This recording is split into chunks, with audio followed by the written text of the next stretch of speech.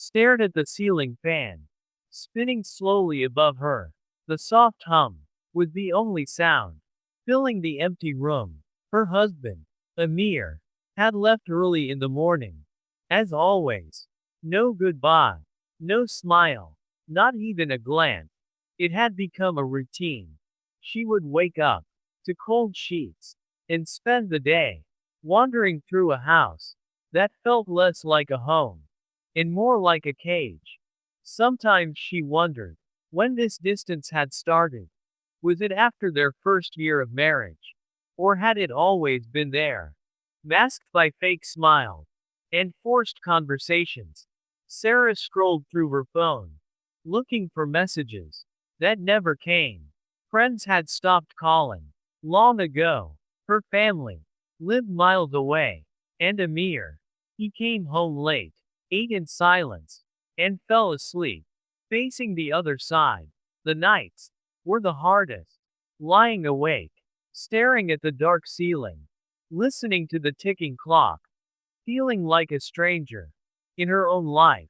One evening, she stood by the window, watching the sunset colors bleed across the sky. A soft knock on the door startled her. Confused, she walked to open it and found Zane standing there. Zane, an old college friend, someone she hadn't seen in years. He smiled, holding a small box of cupcakes. Hey, long time no see. Thought you might like these, he said softly. Her heart skipped a beat. For a moment, she felt human again. Not invisible, not forgotten. She invited him in. They sat on the couch, talked about college days, laughed at old jokes, remembered silly moments. For the first time in months, she laughed. Really laughed. Time passed quickly.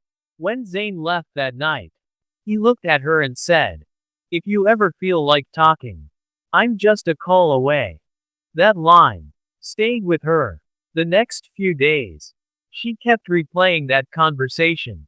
In her mind, Amir remained the same, distant, cold, unreachable. One rainy afternoon, when Amir called to say he wouldn't be home for dinner again, she found herself dialing Zane's number. Her hands trembled as she waited for him to pick up. "Hey Sarah, everything okay?" Zane's voice felt warm, comforting, like a soft blanket. On a cold night, "I don't know," she whispered, fighting back tears. "I just needed to hear a familiar voice.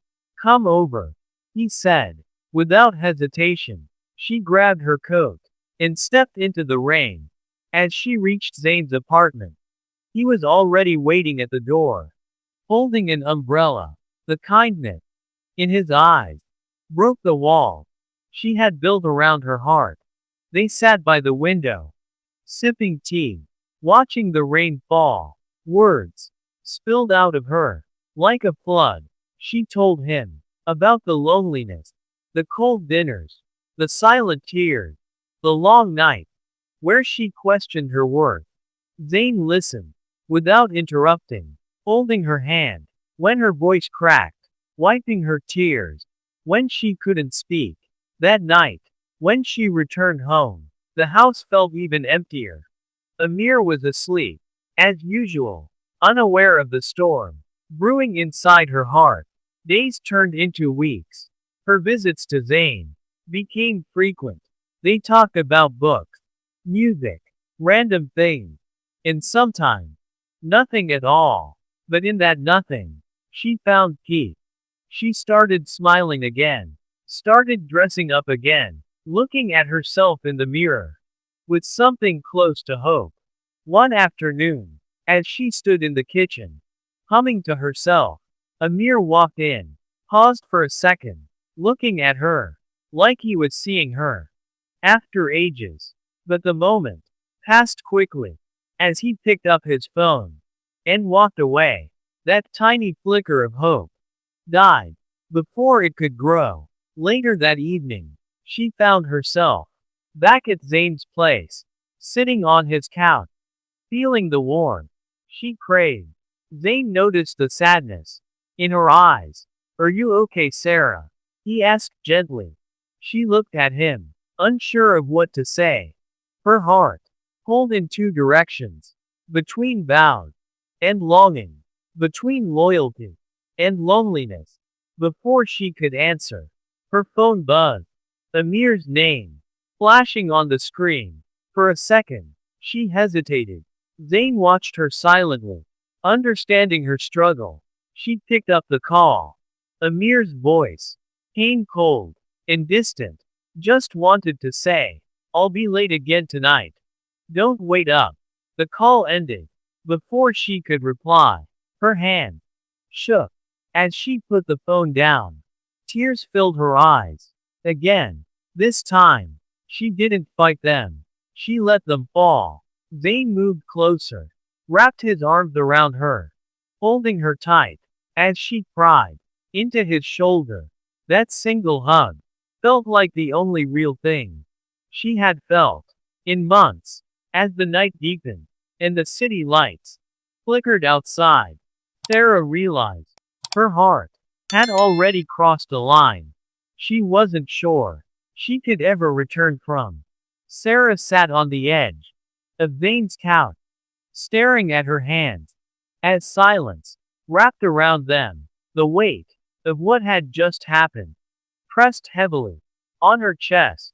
Zane sat beside her, his gaze soft, full of concern, but he said nothing. He didn't want to push her. After a while, she stood up, wiped her tears, and gave a small, broken smile.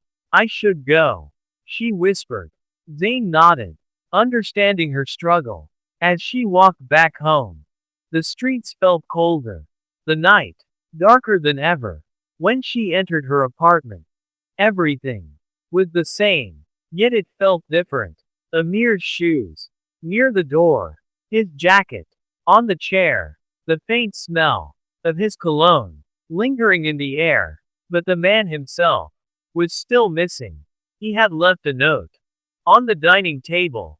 Had to leave early again. Take care. No name. No warmth. Just cold words on a piece of paper. Days passed like a blur. Amir's absences became longer. His excuses shorter. Every time Sarah's phone buzzed, her heart hoped it was him, but it never was. Instead, she found herself texting Zane more often. Sometimes just to say hi. Sometimes to pour her heart out.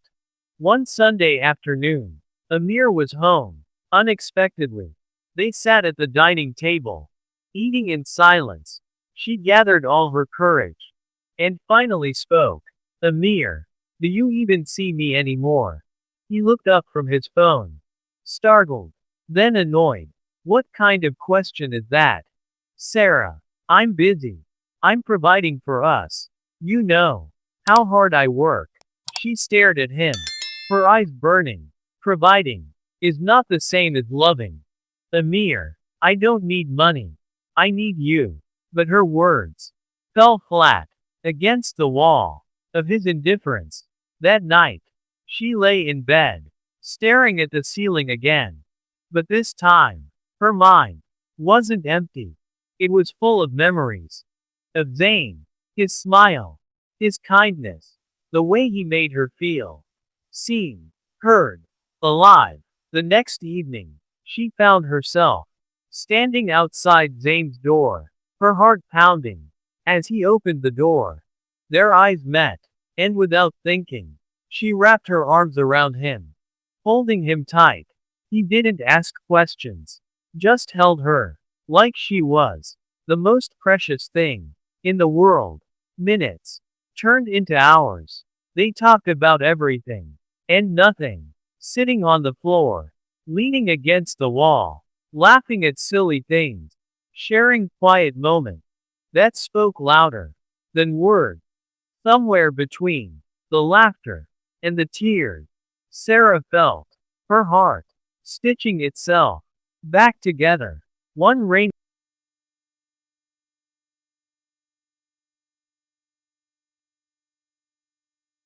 One rainy night, as they sat by the window, Zane took her hand in his. Sarah, you deserve happiness. You deserve love and care, and someone who looks at you like you matter. His words hit her like a wave. Tears welled up again, but this time they weren't just from sadness. They were from longing, from years of bottled up pain, finally finding release. The next morning, Amir noticed her packing a small bag. Where are you going? He asked, half-heartedly. To find myself, she said softly, without looking back. And just like that, she left. She walked through the city streets, the cool air brushing against her face, feeling both terrified and free. She reached Zane's apartment, knocked softly. When he opened the door, she looked at him with trembling lips and tear-filled eyes. I don't know where this road leads, Zane, but I know I don't want to walk it alone anymore. He pulled her inside, held her close, and whispered, you never have to. Again, as days turned into weeks, Sarah found herself smiling more, waking up to messages that made her heart flutter, eating dinners filled with laughter, walking in park, holding hands, feeling alive. For the first time in years, her heart still carried scars, but with Zane, each day felt like healing. They spent nights talking about dreams, about fears, about second chances. One evening, as they sat under the stars, Zane turned to her and said, you don't have to rush anything. But when you're ready, I'll be right here. She nodded, placing her head on his shoulder, feeling safe. At last, months later, standing in front of her mirror, dressed in a simple summer dress, Sarah looked at her reflection and smiled. The girl, staring back, wasn't broken anymore. She was whole. She was free. She was loved. As she stepped out of her apartment, Zane waited downstairs, holding flowers, his face lighting up. The moment he saw her, without hesitation, she walked into his arms, leaving behind the loneliness that had haunted her for so long. For the first time in forever, her heart whispered softly, this is home.